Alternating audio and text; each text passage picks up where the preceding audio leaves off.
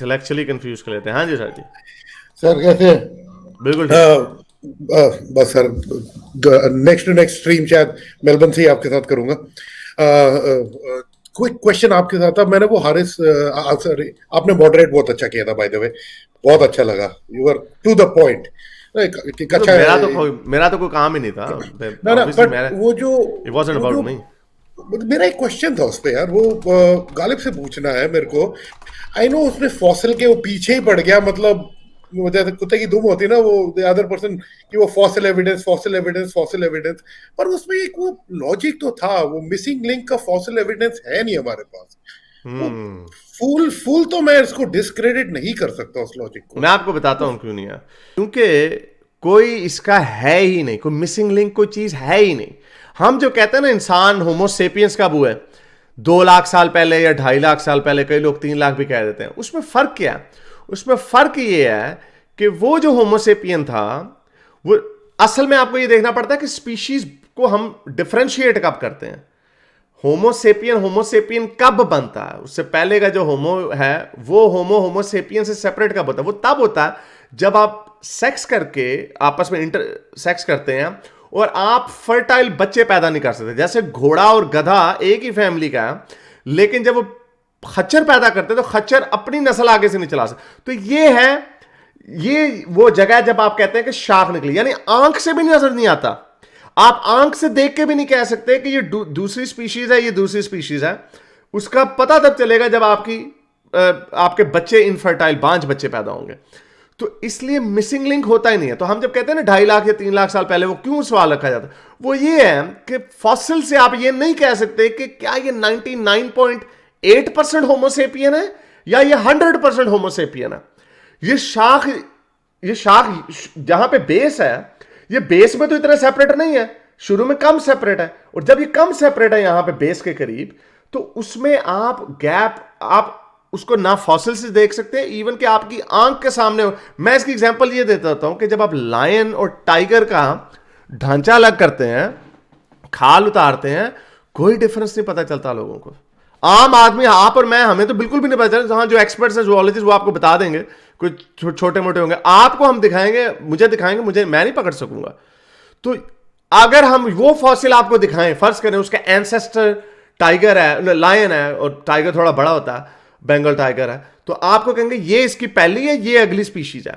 आप कहेंगे नहीं ये तो सेपरेट है, या आप कहेंगे नहीं ये एक ही है। तो मिसिंग लिंक फॉसिल में होता ही नहीं है। इसीलिए गालिब ने, जब हम लूसी को देखते हैं, हो सकता है हम लूसी की, उस वाली लूसी की ग्रुप लिनिएज में से हम ना निकले हो, उसके साथ वाली जो उसकी कजन हो या थर्ड कजन हो, हम उसकी लिनिएज में से निकले हो, ये भी हो सकता है।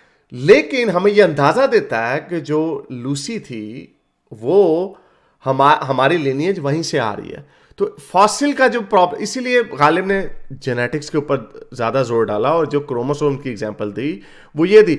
इवन अब आप ये देखें, ये लिटरली ये मांगते हैं, ये लिटरली ये जब कहते हैं ना हमें फॉसिल में गैप है, जो इनके बेसिक क्रिएशनिस्ट है, ये तो कैसे जब ये तो सारे इनके क्रिश्चियन अपोलॉजिस्ट के आर्गुमेंट्स उठाए हैं, जब आप उनकी गहराई में जाते हैं ना, जो उनके बेसिक वाले माइकल बीही शी को छोड़ के, उनके जो बेसिक क्रिएशनिस्ट हैं वो क्या कहते हैं? वो कहते हैं हम तब एवोल्यूशन को मानेंगे जब हम क्रोकोडक को देखेंगे, यानी आधी क्रोकोडाइल होगी, आधे डक होगा। वो ये कहते हैं हम तब मानेंगे एवोल्यूशन को जब एक बांदर जो है ना वो इंसान को पैदा करेगा। ऐसा तो होता ही नहीं, ऐसा कभी भी नहीं होना। और ये जेनेटिक्स में भी यही सवाल पूछते हैं। अब जैसे उन्होंने बताया कि फ्यूजन हुई है आपके, हमारे जितने एप्स हैं उन सारों का एक क्रोमोसोम हमसे ज्यादा है, और हमारा जो 2A 2B का जो फ्यूजन हुई है वो एक बन गया। इसकी और कोई एक्सप्लेनेशन ही नहीं है। हाँ, अगर है तो आप दे दें, आपको लोग मान लेंगे। इवन माइकल बीही के पास भी इसका कोई जवाब नहीं। वो कहते हैं इससे ये कैसे साबित होता? उनकी आर्ग्यूमेंट ही वही है, वो कहते हैं ये खुदा ने ऐसे किया, तो खुदा को फ्यूजन करने की जरूरत थी। तो फॉसिल में तो इनको उस तरह का एविडेंस कभी मिल ही नहीं सकता आपको। अगर मैं पहले भी एग्जांपल दे चुका हूं, 10 साल का बच्चे का ढांचा होगा, 14 साल के बच्चे का ढांचा होगा, आप कहेंगे नहीं ये अलहदा है, वो अलहदा है, क्योंकि उनमें हो सकता है 6 इंच का फर्क हो, 1 फुट का फर्क हो उनके ढांचे के साइज में। नहीं, ये अलहदा स्पीशीज है, वो अलहदा स्पीशीज, बीच वाला दिखाओ। और फिर हम 10 से 14 के बीच वाला 12 वाला दिखाएंगे तो वो कहेंगे वो भी तो कोई और है। 10 और 12 के बीच वाला 11 वाला दिखाएंगे, वो कहेंगे एक ही है, ये तो ये तो एक ही है, इसमें कोई सेपरेट नहीं है। तो इनका जो क्राइटेरिया है, ये ना मैं ना मानूं वाली इनकी बात है। जब आप देखते हैं, ये कहता है इन्फरेंस, वो उसका आर्गुमेंट ये था बोथ, कि फॉसिल्स में हमें फॉसिल्स मिलते हैं, आप उससे इन्फर करते हैं, तो इसमें इन्फरेंस में कोई ऐसी प्रॉब्लम नहीं है।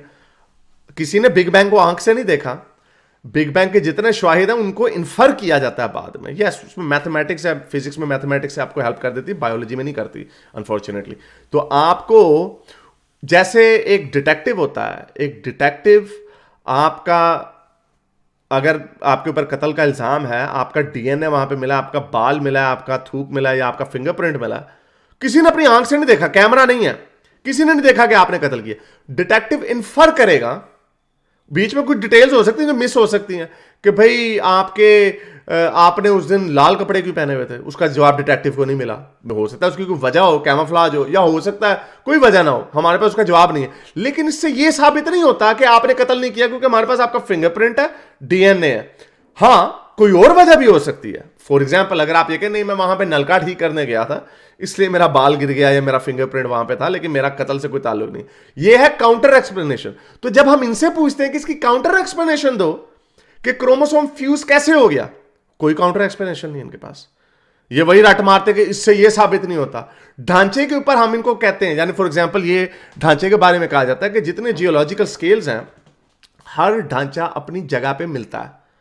प्लाइस्टोसीन ईरा, उससे पहले वाले जितने भी क्रिटेशियस ईरा, वो सारे अपनी अपनी जगहों पे ढांचे मिलते हैं। कोई ऐसा नहीं है कि हमें एप का ढांचा, हाँ, कोई ऐसा नहीं कि हमें एप का ढांचा जो है वो क्रिटेशियस ईरा में मिल जाए, या क्रिटेशियस ईरा का जो ढांचा है वो हमें प्लाइस्टोसीन में मिल जाए।